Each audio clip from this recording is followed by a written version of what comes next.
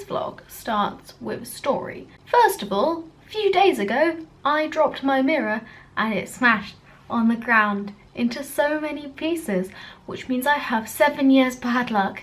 But with a Trump presidency, can't get much worse. Also, the lovely people of Worcester University have decided that the perfect place to chip pieces of tree is outside my window. Imagine just that sound for hours. So it's finally stopped and we're pushed for time, and I don't have a mirror, so I'm gonna do my makeup in the viewfinder and talk about my favourite TV shows. Welcome to VEDF Day 6. Gone downhill already. So I quite like sitcoms. They used to be my favourite type of TV show, but it's kind of fluctuated over the last few years into something slightly broader. I just quite like comedy now, basically. So when people are like, oh, watch this, I'm like, is it funny? So a few sitcoms I would recommend. Friends, because it's a classic and has been labelled one of the best, if not the best sitcom ever. So I know there's like 9-10 seasons, but it's worth it. You will fall in love with the characters. My favourite is Chandler. And as I watched Friends in my formative years, I really do think that that is the main reason I talk mainly in sarcasm. Next, I would recommend How I Met Your Mother. It's not the best show anymore. It used to be my favourite sitcom, but the ending is trash.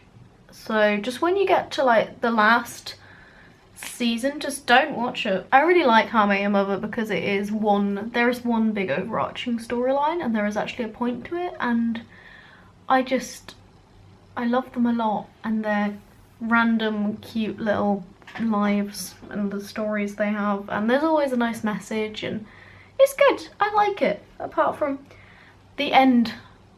Man. A show that's still on is Brooklyn Nine-Nine. In the UK, it's on its 4th season. And it is great. It has great diversity and comedy, and it's funny without like being mean to stereotypes, and it's just good. It's funny. It's a cop show. So it follows someone called Jake Peralta and his you know, hijinks as a cop. It's really good. It's really funny, and you'll fall in love with all the characters. At the moment, I'm also rewatching Scrubs. I have no idea how far I got the first time I watched it. I think to about maybe season 4, so I've just reached season 5. So Scrubs, if you don't know, is about a hospital. It's similar to Brooklyn Nine-Nine, I guess, but just in a hospital. And it follows JD and his life.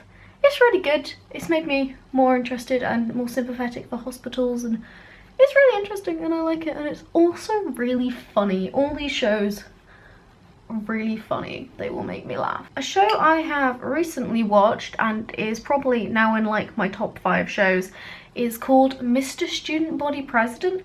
If you know what 4OD/All4 is, it's on that. It's a box set, and it's 15 minutes for each episode, 10-15 minutes, and it follows the life of a student body president who like is treating his term as student body president as if he's like the actual president. It's really funny. It's got Adam Rose in it. I really liked it a lot. I would recommend it. It was really funny, and you can finish it in a day.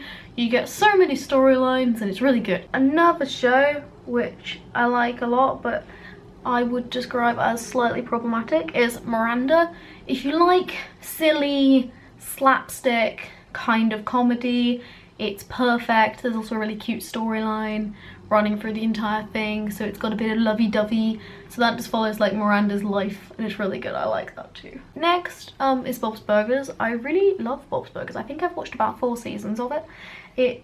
It's just so funny. It's a cartoon, but it's like an adult cartoon, and it just makes me laugh out loud. It follows Bob and his family, his useless, beautiful family, just in their everyday lives running a burger restaurant, and there's like rivalries and like problem solving, and the second episode he gets stuck in a crawl space and spends the whole episode walking around walls, and it's so funny. would recommend Bob's Burgers. Now, on to my actual favourite programme. My actual favourite programme is BoJack Horseman, and that is a Netflix original.